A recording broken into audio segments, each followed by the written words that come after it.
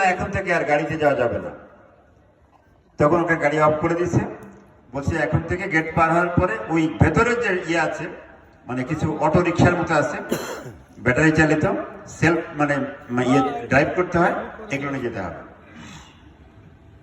সেটাতে যাওয়ার পরে 1 কিলোমিটার আগে বলছে আর গাড়ি যা বন্ধ, এখন হেঁটে যেতে হবে। উনি হাঁটতে যাচ্ছে, তবে ওনার যাওয়ার সময় শর্ত দিয়েছে যে আপনি কোনো কোশ্চেন, কোনো কথা বলতে পারবেন না। আপনাকে এই গাড়িতে নামার পর থেকে আবার ফিরে আসা পর্যন্ত আপনি কোনো কোশ্চেন, কোনো কথা কিছু বলতে পারবেন না, যা বলার ফিরে আসে বলতে। কেউ কেউ দেখি মজা করে ঘুমাচ্ছে।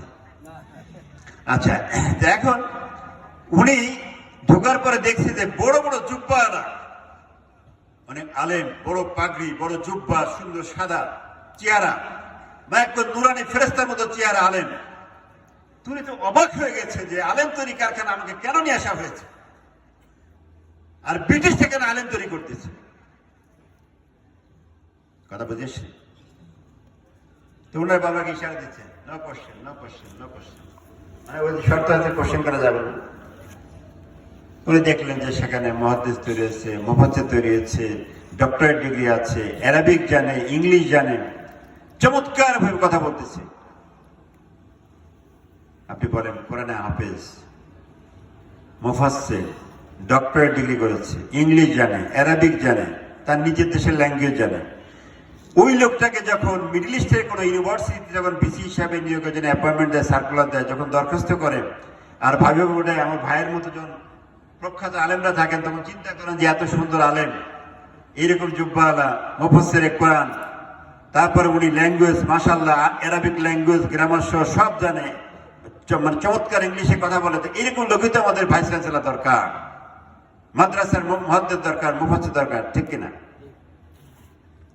তারা সব বড় বড় এই মিডল ইস্টের বড় বড় মাদ্রাসা, বড় বড় ইউনিভার্সিটির মেইন দায়িত্বে তারা অ্যাপয়েন্টেড হয়ে যায়।